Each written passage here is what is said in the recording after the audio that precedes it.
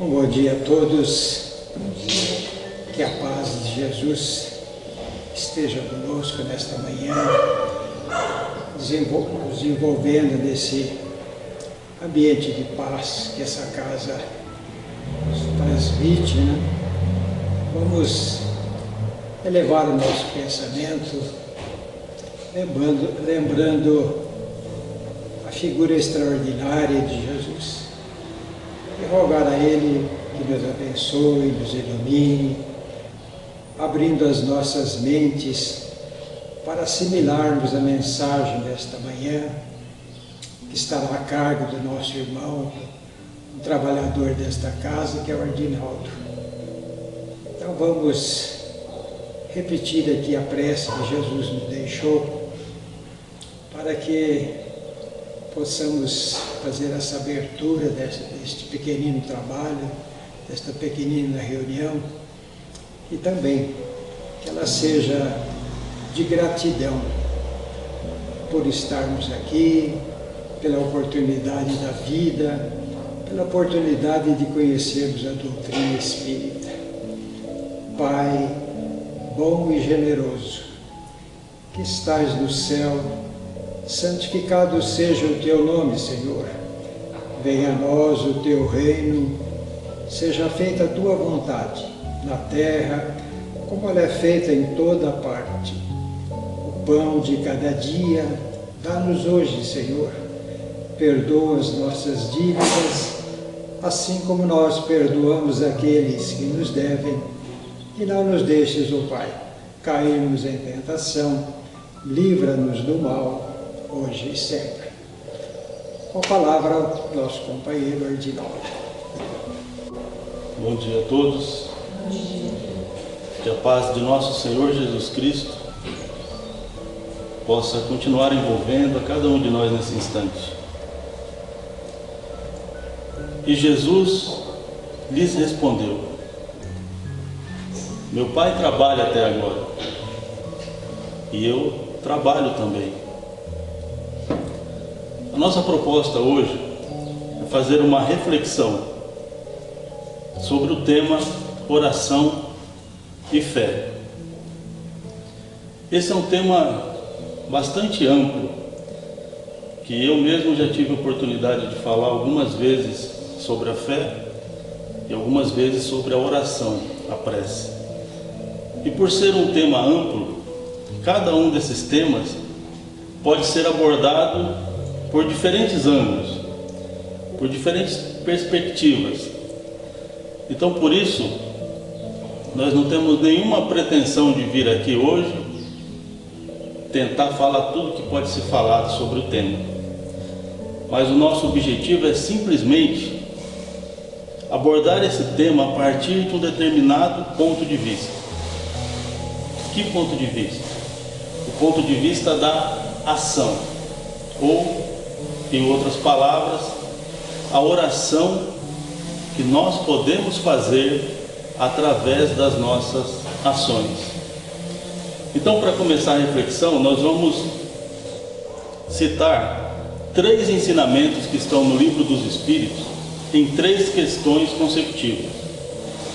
Na questão 659 do Livro dos Espíritos, os benfeitores nos ensinam que, quando nós vamos fazer uma oração, uma prece, nós podemos ter 3 objetivos: pedir, agradecer e louvar. Louvar pode também ser entendido como adorar. Na questão seguinte, a questão 660, os benfeitores nos ensinam que a prece deve ser um estudo de nós mesmos. E na questão seguinte, a questão 661, os benfeitores nos dizem que as boas ações são as melhores preces, porque os atos valem mais do que as palavras.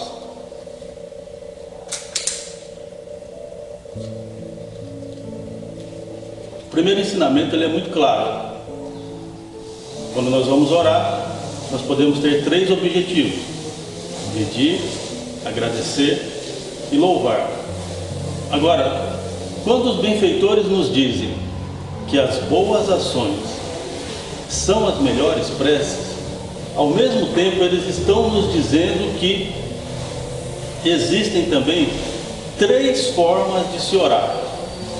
Nós podemos orar com palavras, nós podemos orar com pensamentos e nós podemos orar com as nossas ações. O outro ensinamento é um ensinamento que provavelmente a maioria de nós nunca parou para pensar. Vamos ser sinceros, quem é que faz um estudo de si mesmo quando está orando? Santo Agostinho fazia isso, mas muito provavelmente a maioria de nós nunca parou para analisar, para pensar que a oração deve ser um estudo de nós mesmos. Então, olhando para esse ensinamento, nós podemos chegar a pensar que talvez nós estejamos orando de forma errada. Ou talvez, não é que nós estejamos orando de forma errada, talvez nós estejamos orando de forma incompleta. E quando nós paramos para pensar que existem 3 formas de orar, e observamos como nós temos orado, muito provavelmente a maioria de nós vai chegar à seguinte conclusão: sim, é possível orar melhor. É possível orar melhor. Então, os benfeitores nos dizem que quando nós vamos fazer uma oração, nós podemos ter 3 objetivos: pedir, agradecer e louvar. Nós vamos começar analisando os últimos 2 objetivos: agradecer e louvar. Quando nós fazemos uma oração de agradecimento ou de louvor, como é que nós costumamos fazer, por exemplo, uma oração de agradecimento? Nós costumamos dizer de forma simples: muito obrigado, meu Deus, muito obrigado, Pai, muito obrigado, Senhor Jesus, muito obrigado aos benfeitores amigos, por aí vai. Quando nós queremos louvar a Deus, adorar a Deus, é muito comum fazer isso através de uma música, uma canção, recitar um poema ou declamar algum texto específico que tenha esse objetivo. Mas tudo isso que nós falamos são apenas palavras e pensamentos. Tudo isso que nós falamos são as orações que nós fazemos com palavras e pensamentos. Será que é só isso que Deus e Jesus esperam de nós? Palavras e pensamentos? Será que é só isso? Os benfeitores nos ensinam que tudo que nós oferecemos a Deus com sinceridade, de coração, Deus aceita de bom grado. Mas será que é só isso que Deus, que Jesus esperam de nós? Apenas palavras e bons pensamentos? Logo Jesus que disse: meu Pai trabalha até agora, meu Pai trabalha até hoje, e eu também trabalho. Quando Jesus nos diz isso, Ele está nos dizendo que Deus está em ação constante, o tempo inteiro, que nunca parou, e que Ele também, Jesus, está em ação constante. Então, quando nós vamos fazer as nossas orações de agradecimento, de louvor, será que nós não temos como colocar um pouquinho de ação nessa oração? Será que nós não temos como fazer uma pequena boa ação de agradecimento, uma pequena boa ação de louvor? Vou dar um exemplo. Imagine uma pessoa que ela queria conseguir um determinado trabalho, um determinado emprego. Essa pessoa se esforçou, orou, pediu, conseguiu. Uma outra pessoa queria passar num concurso. Ela estudou, ela orou, ela pediu, ela conseguiu. Um empresário queria fechar um determinado negócio importante para a sua empresa. Ele orou, ele pediu, ele conseguiu. O profissional liberal queria adquirir mais clientes para a sua carteira, para aumentar o seu faturamento. Ele orou, ele pediu, ele conseguiu. Agora que conseguiram realizar esses objetivos, Será que essas pessoas não poderiam, por exemplo, agradecer a Deus fazendo uma pequena boa ação? Como, por exemplo, doar uma cesta básica? Mas imagina que isso seja demais. Quem sabe então doar apenas um pacote de arroz? Ou um pequeno pacote de bolacha, que seja, para uma pessoa que tem fome? Doar alimentos para as instituições que ajudam as comunidades carentes nesse sentido. Quem sabe doar um pacote de fralda, que seja um item tão necessitado hoje em dia. A pessoa que estava doente, acamada, que sofreu, que orou pedindo a cura, que ficou lá, sabe Deus por quanto tempo naquela situação, mas ela orou pedindo a cura, orou, pediu, conseguiu. Agora que ela conseguiu, será que ela não poderia, como agradecimento, como louvor a Deus, reservar alguns minutos para visitar as pessoas acamadas? Já que agora ela sabe o que é passar por isso. Nessa casa, nós temos alguns grupos, inclusive o grupo que trabalha nesse trabalho de hoje, nós sabemos, é um grupo que faz visita aos acamados. E eu tive a oportunidade de trabalhar nesse grupo por 3 ou 4 anos aproximadamente.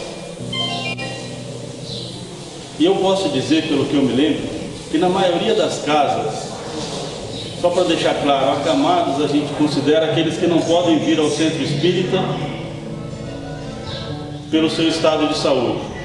E até onde eu me lembro, na maioria das casas onde nós chegávamos para visitar os acamados, o que nós encontrávamos lá, na maioria dessas casas, era a tristeza, a solidão, o desânimo, a depressão.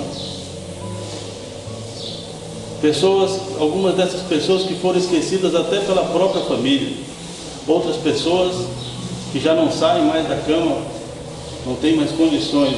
E eu me lembro que pelo menos a maioria delas também ficavam felizes de nos receber por alguns instantes, para conversar com elas, para fazer companhia para elas, para levar uma mensagem de fé, de esperança, para ter alguém com quem conversar, para ter alguém com quem se preocupar com elas por alguns instantes. Nos anos de 1995, 1996, eu morei em Cuiabá, no estado do Mato Grosso, e lá eu tive a oportunidade de participar de um grupo que fazia visita ao presídio de menores. Todos os sábados nós íamos lá. Eu era muito jovem, muito garoto, 22 para 23 anos, mas aqueles meninos que estavam lá eram ainda mais jovens. E é claro que todos eles tinham cometido algum delito, algum crime. Só que nós víamos que a maioria deles lá dentro já estavam arrependidos e, querendo ou não, ainda eram só meninos. Alguns tinham sérios problemas de desequilíbrio mental, emocional, com certeza. Outros tinham desequilíbrios espirituais, havia tristeza, havia melancolia, mas na maioria dos casos, a maioria deles também ficava feliz de receber a gente, por alguns instantes, uma conversa diferente, uma palavra de fé, uma palavra de esperança. Então, quando a gente pensa nisso, nós também lembramos do Evangelho de Mateus, na passagem do capítulo 25, dos versículos de 37 a 40, quando Jesus nos diz: e então os justos lhes responderão: Senhor, quando foi que te vimos com fome e te demos de comer, ou com sede e te demos de beber? Quando foi que te vimos estrangeiros e te hospedamos, ou nu e te vestimos? E quando é que esteves doente ou na prisão e fomos te ver? E então o rei lhes dirá: todas as vezes que o fizestes a um destes meus pequeninos irmãos, a mim o fizestes. Então, será que quando nós fizermos as nossas orações, será que a gente não pode tentar colocar um pouquinho de ação?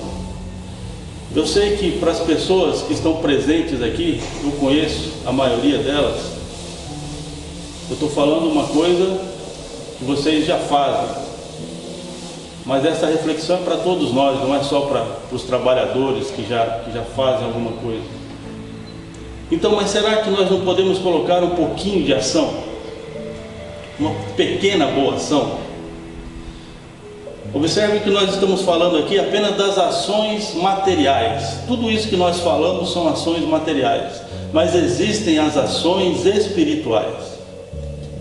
E nas ações espirituais, muito provavelmente nós não vamos precisar gastar nada.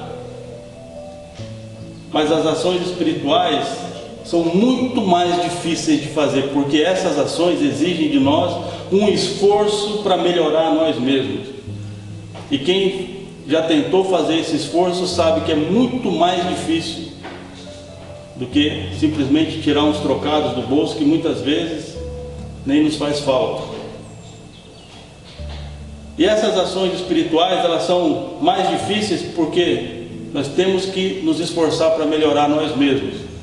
Eu vou dar um exemplo de ação espiritual.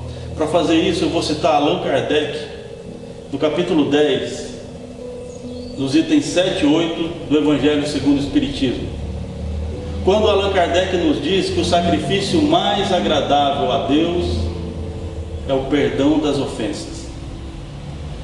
E Allan Kardec nos diz isso logo após ter citado a passagem do Evangelho de Mateus, no capítulo 5, versículos 23 e 24, quando Jesus nos diz: se, pois, quando apresentardes a vossa oferenda ao altar, vós vos lembrardes que o vosso irmão tem alguma coisa contra ti, deixai aí a vossa oferenda ao pé do altar, e ide antes vos reconciliar com o vosso irmão, e depois voltai para oferecer a vossa dádiva.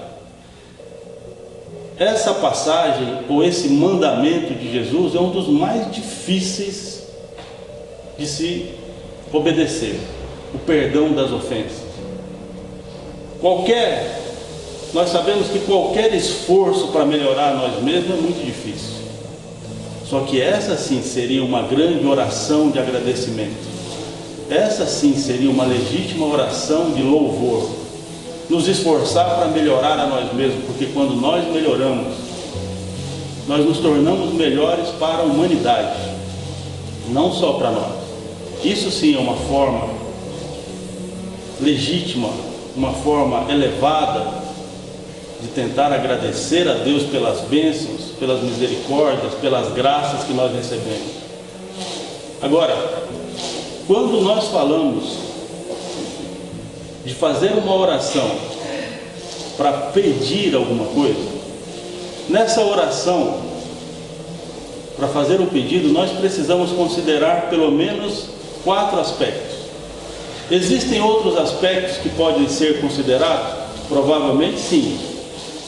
Mas na reflexão de hoje nós vamos considerar esses 4 aspectos. Então, quando nós vamos pedir alguma coisa na oração, o primeiro aspecto a ser considerado é o que eu estou pedindo. O segundo aspecto é como eu estou pedindo. O terceiro aspecto é o tempo necessário para que o meu pedido seja realizado. E o quarto aspecto é a fé que eu coloco nesse pedido.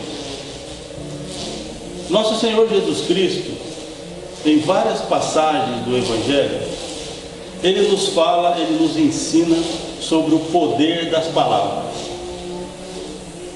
Eu vou citar aqui pelo menos 3 passagens, rapidamente, em que Jesus nos fala sobre o poder das palavras. Então, lá no Evangelho de Mateus, no capítulo 17, Jesus diz assim: se tiverdes fé como um grão de mostarda, diríeis a este monte: passa daqui para acolá, e ele há de passar, e nada vos será impossível. Observe as palavras do Mestre: aquele que tiver fé e disser, poder das palavras. Aquele que disser a este monte: faça isso, poder das palavras. No capítulo 11 do Evangelho de Marcos, o Mestre Jesus nos dá um ensinamento muito parecido com esse, mas foi num momento diferente, num contexto diferente, e ele coloca um complemento diferente nesse ensinamento. Então ele está falando com Pedro e diz assim: tendes fé em Deus.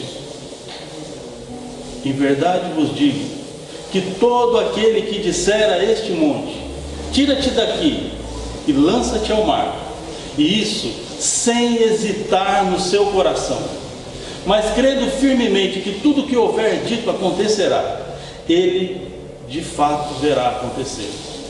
De novo, todo aquele que disser, poder das palavras, todo aquele que disser, sem hesitar, quer dizer, sem duvidar, verá acontecer.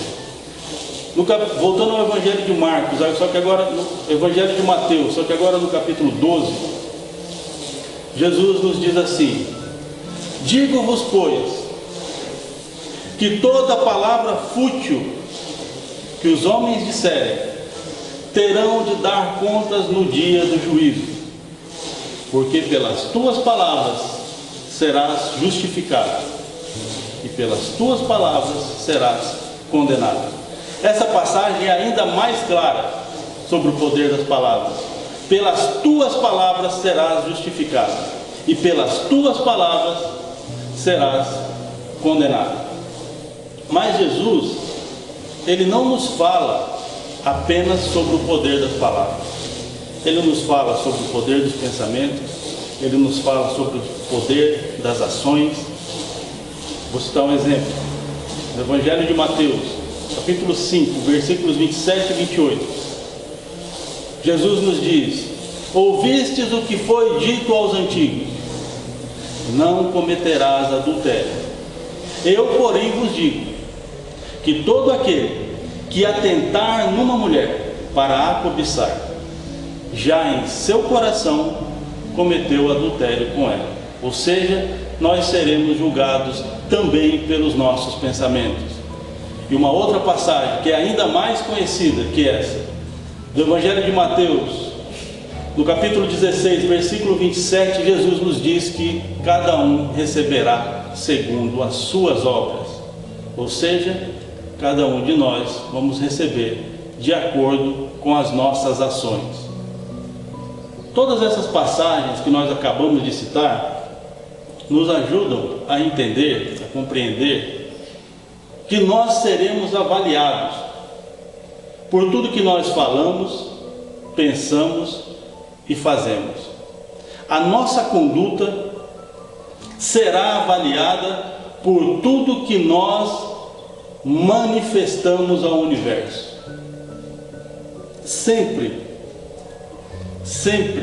que nós nos manifestamos por palavras, por pensamentos ou por ações, nós estamos desencadeando um processo de ação e reação.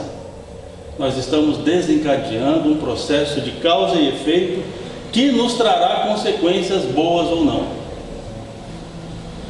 Nós chamamos de oração ou prece a nossa comunicação com a divindade, ou a nossa comunicação com a providência divina. Nós chamamos de oração ou prece o ato de nos comunicar com Deus, com Jesus, ou com algum outro benfeitor ou benfeitora do plano espiritual. No entanto, todas as vezes que nós nos manifestamos por palavras, por pensamentos ou por ações, nós estamos em comunicação com o universo. E isso quer dizer que nós estamos em comunicação com Deus, independentemente de querer estar falando com Deus ou não. Então nós vamos chegar à conclusão que todas as vezes que nós nos manifestamos, ou melhor, todas as palavras, todos os pensamentos e todas as ações que nós manifestamos são uma espécie de oração. porque Deus está o tempo inteiro nos vendo, nos ouvindo e interpretando as nossas manifestações. No livro Entre a Terra e o Céu, um dos ministros da colônia espiritual de nosso lar, o ministro Clarence, ele nos dá a seguinte explicação: quando uma pessoa faz uma rogativa pedindo ajuda para fazer o mal, essa rogativa não é considerada uma oração. Quando alguém faz uma rogativa pedindo ajuda para fazer o mal, essa rogativa é considerada uma invocação. De qualquer forma, mesmo que o nome seja diferente, nós podemos entender que é uma espécie de oração, é uma espécie de prece, embora o nome seja diferente. Em toda a obra de André Luiz, psicografada por Chico Xavier, nós temos uma fonte de informações muito ricas sobre muitos assuntos. E um dos assuntos que é muito ensinado na obra de André Luiz é sobre o poder do pensamento. E o poder do pensamento, nós sabemos que está diretamente ligado ao poder das palavras. Então, por exemplo, lá no livro Mecanismos da Mediunidade, André Luiz, ou os benfeitores, vão falar no livro sobre formas, pensamento e ideoplastia. Mas no ano de 1926, ou seja, já tem quase 100 anos, Ernesto Bozano publicou um livro chamado Pensamento e Vontade.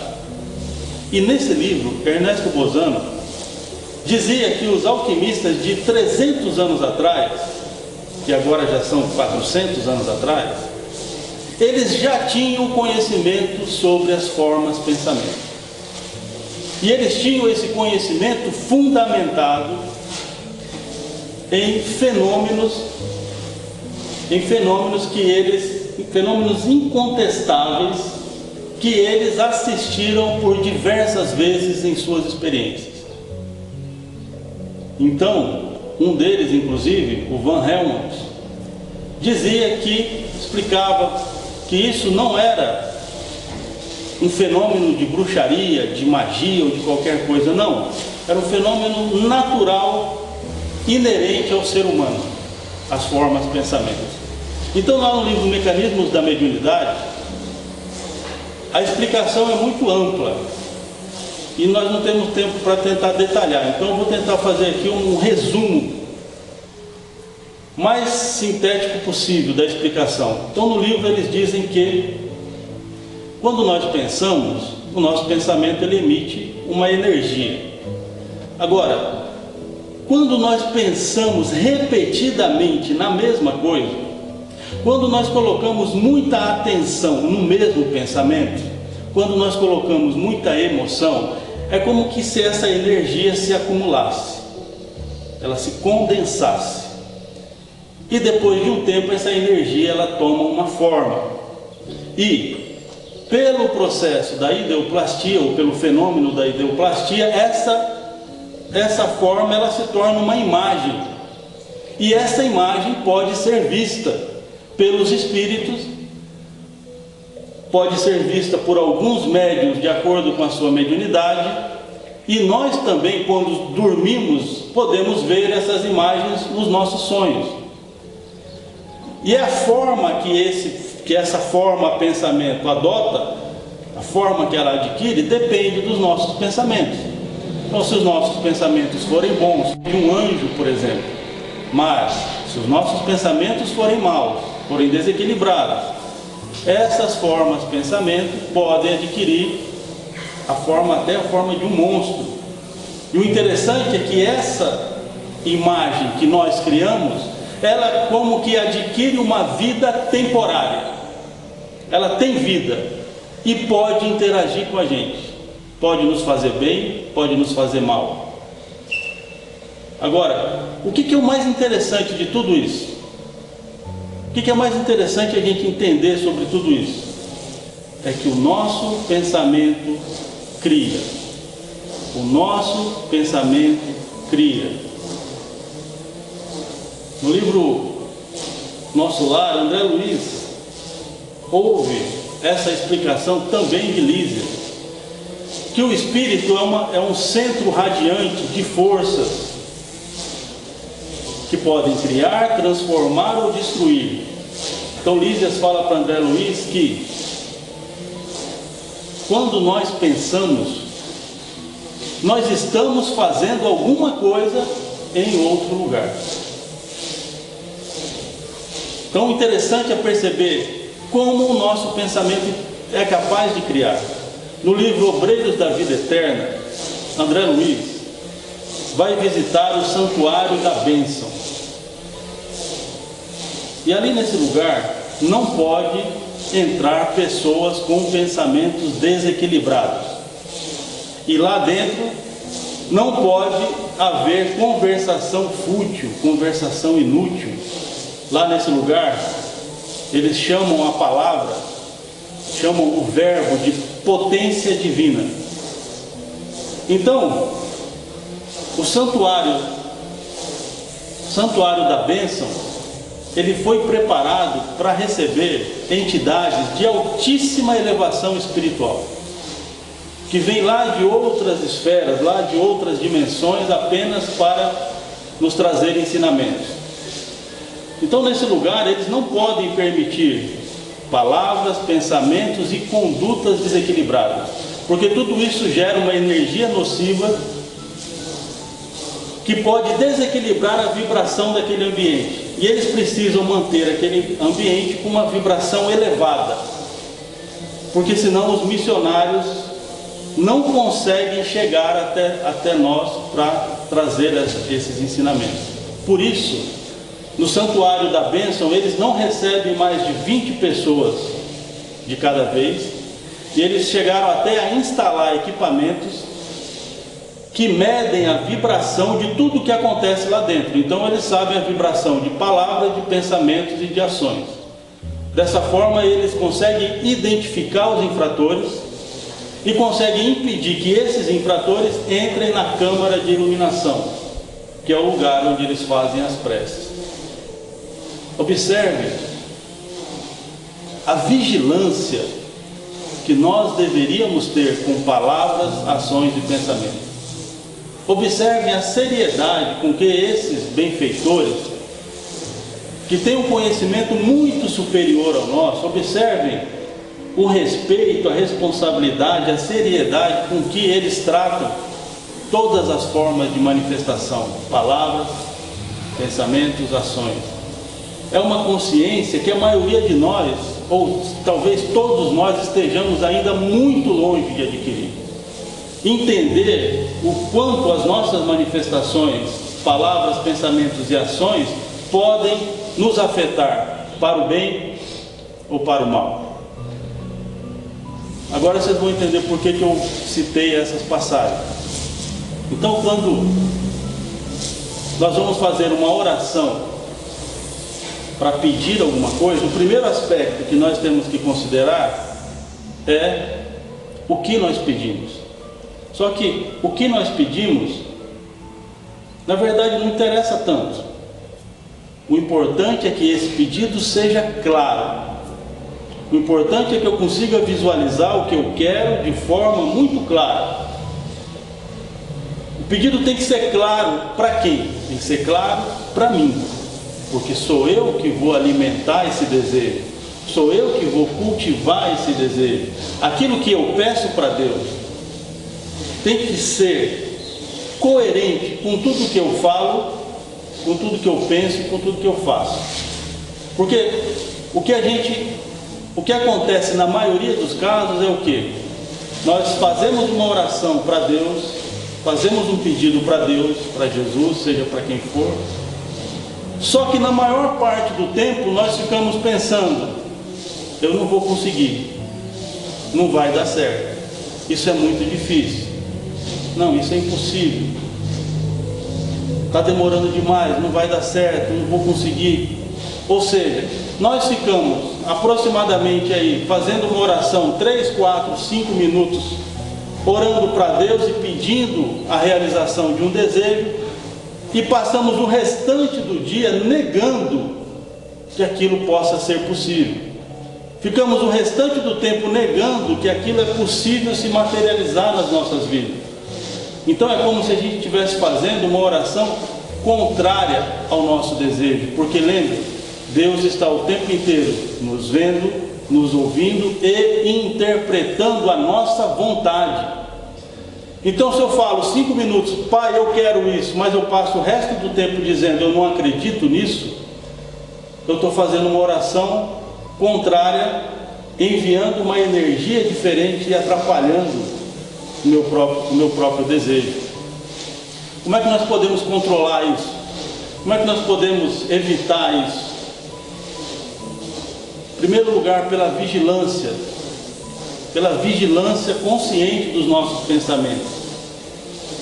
Nos esforçar para manter o pensamento na crença de realização. Nos esforçar para disciplinar o nosso pensamento e a nossa vontade na fé de que Deus pode fazer qualquer coisa. Eu não posso, mas Deus pode. Eu não sei, mas Deus sabe. Então, nós temos que manter o nosso pedido em coerência com o que nós falamos, com o que nós pensamos e com o que nós fazemos. Ou seja, nós não devemos ficar pensando. Veja, isso que eu estou falando está na literatura espírita, tá? Não estou falando da minha, não tirei nada da minha cabeça aqui. Está na literatura espírita.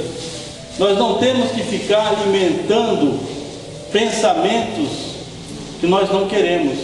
Ou seja, não fique pensando naquilo que você não quer que te aconteça. Não fique falando nem de brincadeira aquilo que você não quer que te aconteça. Tem uma frase de André Luiz, que na primeira vez que eu li o livro Nosso Lar, eu nunca mais esqueci. Não sei nem se foi no Nosso Lar, já nem lembro mais. Mas André Luiz diz assim: o mal não merece ser comentado. O mal não merece ser comentado. Então, nós não devemos falar, pensar, nem de brincadeira naquilo que nós não queremos que aconteça. E isso é um esforço, esse esforço, essa disciplina, essa vigilância, o que representa isso para nós? Conseguir fazer isso representa progresso. Vejam, até para realizar os nossos desejos, até para fazer uma oração pedindo alguma coisa, nós precisamos aprender a fazer progresso. Nós sabemos que nós podemos fazer oração por nós mesmos e podemos fazer oração pelos outros. E da mesma forma, os outros também podem fazer orações por nós. Conforme nós refletimos aqui hoje, nós podemos acreditar que tudo que é falado, pensado ou feito é uma espécie de oração. Então, quando nós ligamos a televisão na nossa casa, é como se nós estivéssemos abrindo uma porta ou um portal. E por ali vai entrar uma oração dentro das nossas casas. Que oração? Não sei, depende do que a gente colocar lá. Agora vamos parar para pensar em coerência, em disciplina, em vigilância. Uma pessoa que está depressiva, triste, abatida, será que ela deve ficar assistindo filmes de terror, por exemplo? Será que ela deve assistir filmes ou séries, ou seja lá o que for, que deixam a pessoa triste, que fazem a pessoa chorar? O que um filme de terror ele planta no nosso subconsciente? Tenha medo, tenha insegurança. O mundo é violento e a violência está perto de você. Tenha medo, tenha insegurança. O mundo é violento e a violência está perto de você. E isso fica se repetindo. Isso fica se repetindo. Uma pessoa que está cheia de problemas de relacionamento, às vezes tem problema de relacionamento na família, no trabalho, com os amigos. Mas todo dia ela chega em casa e ela vai assistir o telejornal, onde 99% das informações fala sobre violência, desentendimento, brigas, guerras, drogas, tráfico, só coisa negativa. Só que aquela oração entrou na nossa casa com a nossa permissão e criou uma energia. Lembrem, quanto mais nós alimentamos um pensamento, mais energia se acumula daquele tipo, que vai impregnar em nós e nós vamos levar. E as pessoas onde nós chegarmos vão sentir aquilo. Por isso nós temos que refletir sobre o tipo de oração que nós estamos permitindo entrar nas nossas vidas e dentro das nossas casas. Isso eu dei só um exemplo, mas tem tantos exemplos, tantas orações ruins que a gente deixa entrar através de um televisor. Então, a nossa oração, o nosso pedido, ele tem que ser coerente. Aquilo que eu estou pedindo para Deus tem que estar coerente com o que eu falo, com o que eu penso e com o que eu faço. O segundo aspecto que nós precisamos considerar quando nós fazemos um pedido é como nós estamos pedindo. Nós temos hoje muitos livros de autoajuda. E em muitos desses livros, os autores dizem que nós não precisamos fazer esforço nenhum para realizar um desejo. Basta você pedir, visualizar, relaxar e esperar. Mas não é bem assim que os benfeitores nos ensinam na doutrina espírita, na literatura espírita. Eles nos dizem que o nosso esforço pessoal na realização de qualquer objetivo é importantíssimo. Aliás, Buda tentou fazer dessa forma. Buda, quando queria alcançar a sua autoiluminação, ele simplesmente se colocou em meditação, ficou sentado lá por anos embaixo de uma árvore, até que um dia ele chegou à seguinte conclusão: não, eu não posso seguir o caminho do extremo relaxamento, eu também não devo seguir o caminho do extremo esforço. Eu tenho que seguir o caminho do meio, que é o caminho do equilíbrio. Então, é justamente isso que os benfeitores nos ensinam. Tudo isso é importante: o relaxamento, a tranquilidade, a visualização, o pedido. Mas André Luiz, no livro Nosso Lar, no capítulo 7, houve de Lísias a seguinte explicação: toda realização nobre exige 3 requisitos fundamentais. Primeiro requisito, desejar. Segundo requisito, saber desejar. Terceiro requisito, merecer. Ou, em outras palavras, continua Lísias, vontade ativa, trabalho persistente e merecimento justo. Vontade ativa, trabalho persistente e merecimento justo. Emmanuel também vai nos dizer que o trabalho é muitas vezes a melhor oração que nós podemos fazer para realizar um objetivo. Ora, nós sabemos que uma pessoa doente, ela não pode simplesmente fazer uma oração e parar de tomar os remédios, parar de seguir o tratamento indicado pelo médico, parar de fazer a fisioterapia quando for o caso. Porque nós precisamos nos esforçar e fazer tudo o que estiver ao nosso alcance para realizar um desejo. Porque lembre, nós podemos orar de diversas formas. Como eu estou pedindo faz diferença. Se eu estou pedindo apenas por palavras e pensamentos, o meu pedido tem uma força. Agora, quando eu peço com palavras, pensamentos e ações, o meu pedido tem outra força. O terceiro aspecto que nós precisamos considerar quando nós fazemos um pedido é o tempo necessário para que esse pedido seja realizado. Quando nós fazemos um pedido e esse pedido começa a demorar para ser realizado, nós caímos na maior armadilha que nós poderíamos cair, que é a armadilha da dúvida. E é justamente o que Jesus nos ensina quando ele fala sobre fé. Qual é o principal requisito que nós precisamos entender quando se fala de fé? Não duvide. É o que nos ensina o Mestre Jesus. não duvide. Só que quando nós queremos alguma coisa, oramos, pedimos e demora a acontecer, nós vamos entrando na dúvida. E quanto mais demora, nós mais duvidamos. Agora, por quê? Porque tudo nós sabemos, tudo tem um tempo para se realizar, para acontecer. Nós que temos um pouco de fé, nós que temos alguma fé, nós acreditamos que tudo acontece no tempo de Deus. Tudo que tem que acontecer vai acontecer no tempo de Deus. Mas como é que funciona o tempo de Deus? Como é que corre o tempo de Deus? Como é que nós vamos saber?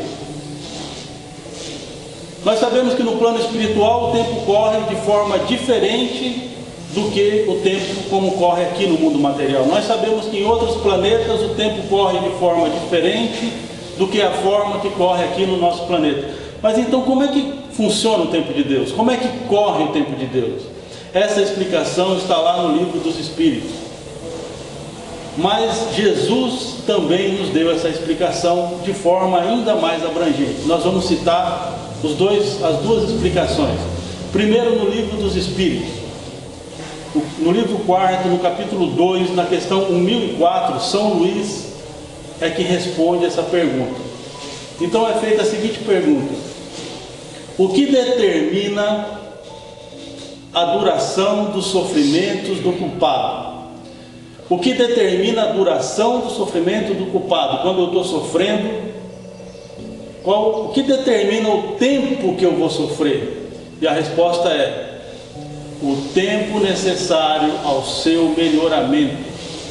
E eles explicam: o estado de sofrimento e de felicidade, sendo proporcional ao grau de pureza do espírito, a natureza e a duração dos sofrimentos dependem do tempo que ele precisa para se melhorar. À medida que o espírito progride e os seus sentimentos se depuram, seus sofrimentos diminuem e modificam-se. Antes de comentar essa resposta, vamos ver como é que Jesus explica o tempo de Deus. No Evangelho de Mateus, capítulo 6, versículos de 31 a 33, Jesus diz assim: não andeis inquietos por aí, dizendo: que comeremos, ou que beberemos, ou com que nos vestiremos? Porque todas essas coisas os gentios procuram. De certo, vosso Pai Celestial bem sabe de que necessitais de todas essas coisas. Mas buscai primeiro o reino de Deus e a sua justiça, e todas essas coisas vos serão acrescentadas. O que Jesus está dizendo para nós? Busca primeiro o teu progresso. Busca primeiro o teu progresso espiritual, moral, intelectual, e depois todas essas coisas serão entregues a você. Porque tudo que Deus entrega nas mãos das pessoas más pode ser usado como instrumento do mal. O poder entregue nas mãos de pessoas más pode ser usado como instrumento do mal. O dinheiro entregue nas mãos de pessoas más pode ser usado como instrumento do mal. A inteligência entregue nas mãos de pessoas más pode ser usada como instrumento do mal. Então, observe a sabedoria do Pai, a justiça, a bondade de Deus, quando Ele nos fala sobre como funciona o seu tempo. Como funciona o tempo de Deus na minha vida? Depende de mim. Quando eu faço progresso, o tempo de Deus acontece. Quando eu melhoro, o tempo de Deus acontece na minha vida. Quando é que acaba o meu sofrimento? Quando eu aprendo aquilo que Deus está tentando me ensinar. Então, quando eu faço progresso, quando eu melhoro, o tempo de Deus acontece na minha vida. Quando é que eu realizo um objetivo? Ora, no caminho até realizar um objetivo, nós temos muitos obstáculos, muitas dificuldades, muitos espinhos, muitos entraves. Tudo isso é uma preparação que nos ajuda a melhorar. Quando nós melhoramos, quando nós fazemos progresso, o tempo de Deus acontece. Então, quando nós melhoramos, nós subimos um degrau. Quando nós fazemos progresso, nós mudamos de ciclo.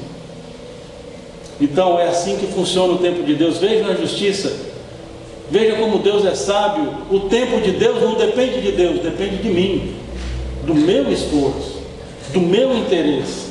Quando eu melhoro, quando eu faço progresso, o tempo de Deus acontece e as coisas mudam.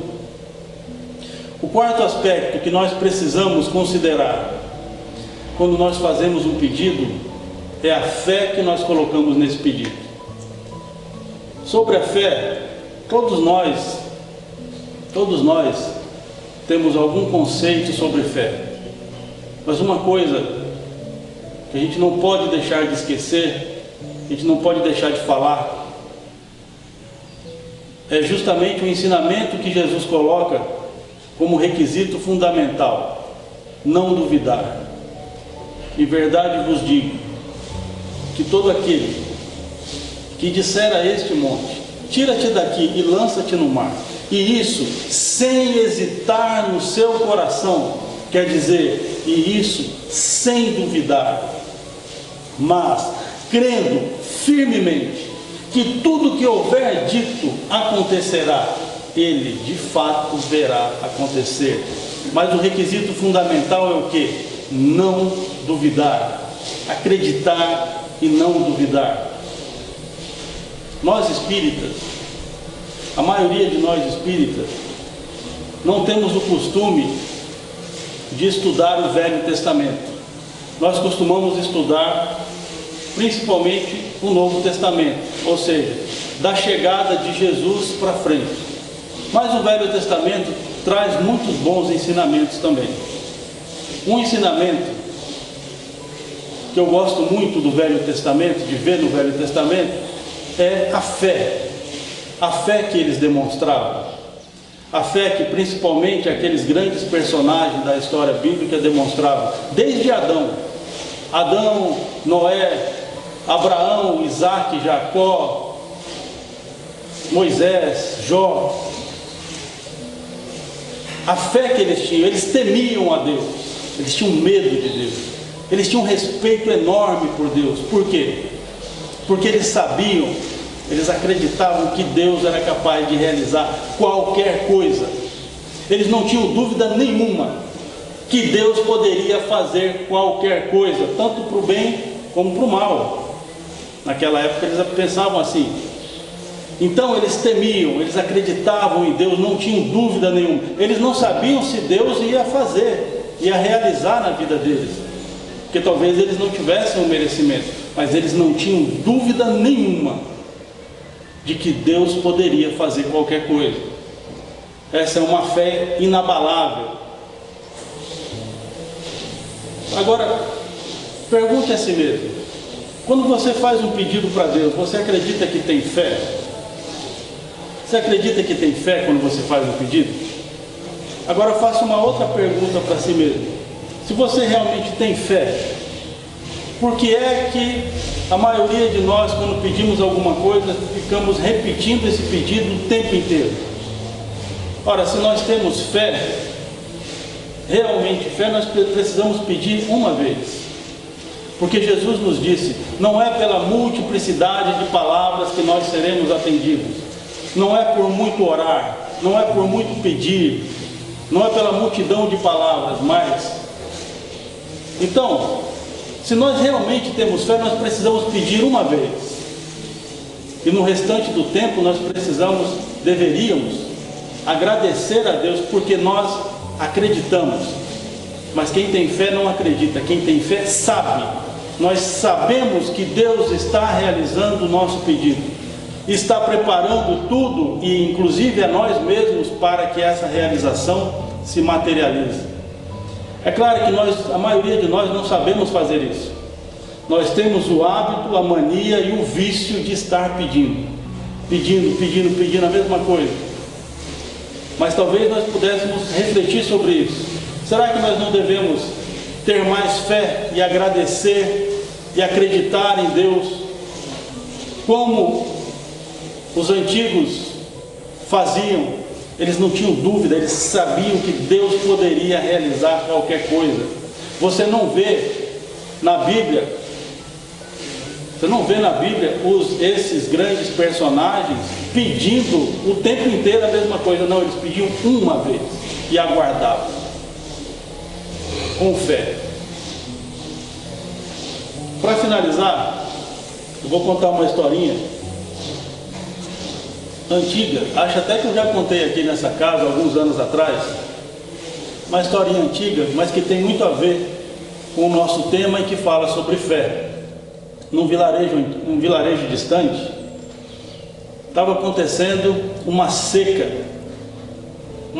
persistente há vários meses. E os moradores daquele vilarejo já estavam aflitos, entrando em desespero, perdendo a fé. Então um pequeno grupo se reuniu e foi lá falar com o padre do vilarejo. Chegaram lá, disseram: padre, será que Deus esqueceu de nós? Será que Deus nos abandonou? Ou será que Ele está nos punindo pelos nossos pecados? Porque nós temos orado insistentemente, pedindo a Deus que nos envie a chuva, mas a chuva não vem. Então o padre responde: não, meu filho, Deus é bondade, Deus é amor, Deus não castiga, Deus não pune. Nós não podemos esquecer os ensinamentos de nosso Senhor Jesus Cristo, que diz que se nós tivermos fé, tudo que nós pedirmos na oração, Deus nos atenderá. Então, se vocês estão orando, mas a chuva não vem, é provavelmente porque vocês não estão tendo a fé necessária. Ora, padre, como é que o senhor pode dizer que nós não temos a fé, se o senhor não está dentro de nós para saber o que nós sentimos? O padre então responde: tudo bem, meu filho, vamos fazer o seguinte: saiam daqui agora e avisem todos os moradores do vilarejo.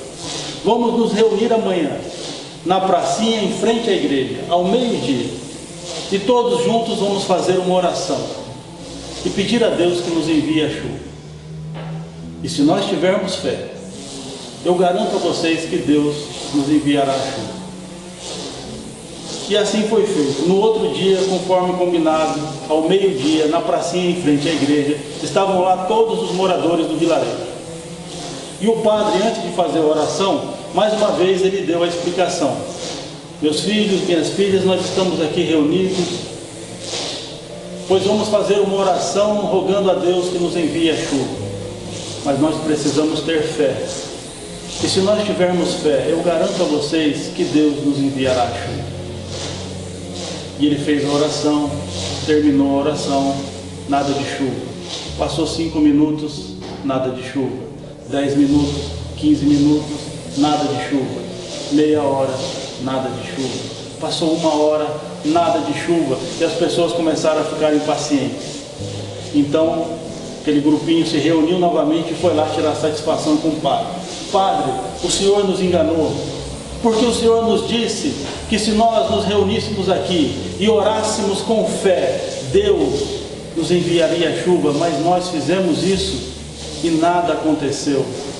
Então o padre lhe respondeu: ora, meu filho, se vocês oraram pedindo a chuva, mas a chuva não veio, significa que vocês não tiveram a fé necessária. Ora, padre, como é que o senhor pode dizer que nós não temos a fé necessária, se o Senhor não está dentro de nós para conhecer os nossos sentimentos? E o padre respondeu: é muito simples, meu filho, é muito simples saber que nenhum de vocês teve fé. Porque se vocês tivessem fé, se vocês acreditassem que hoje iria chover, me responda, por que é que ninguém trouxe um guarda-chuva? Então, essa história reflete bem o que nós falamos sobre coerência. O que nós pedimos a Deus precisa estar coerente com o que nós falamos, com o que nós pensamos e com o que nós fazemos. Porque esse esforço que nós consigamos nos manter em fé, consigamos nos manter na crença de realização, na crença de que Deus pode realizar qualquer coisa. Esse esforço representa para nós fazer progresso. E quando nós fazemos progresso, o tempo de Deus acontece em nossas vidas. Que Jesus, nosso Mestre amado, nos ajude, nos ilumine, nos abençoe, para que nós consigamos aprender a conservar os nossos pensamentos numa constante oração do bem, positiva, que nos ajude a construir e a melhorar sempre. Muito obrigado, Senhor, que assim seja. Muito obrigado pela atenção de todos.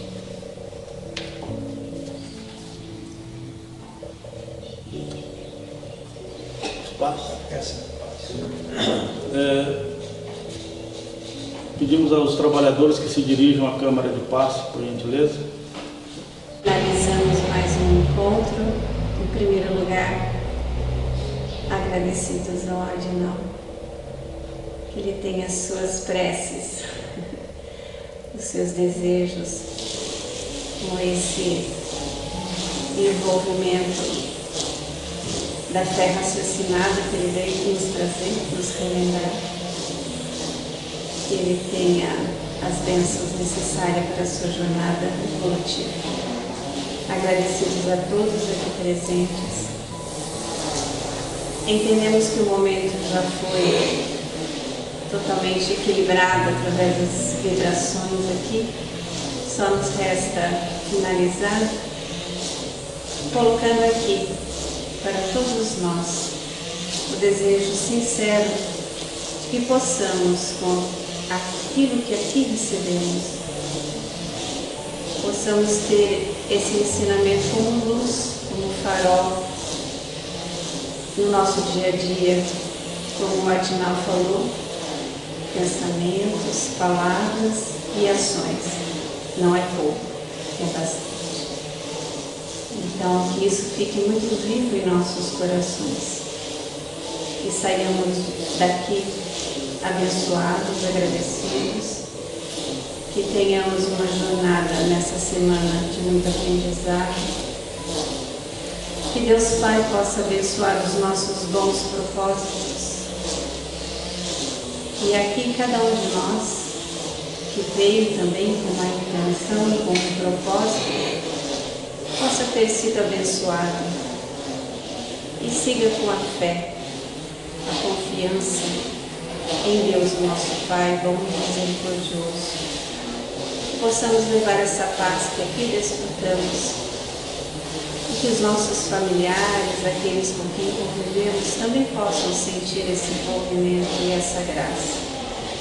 Muita paz a todos, que possam retornar abençoados, envolvidos em amor. Que assim seja. Graças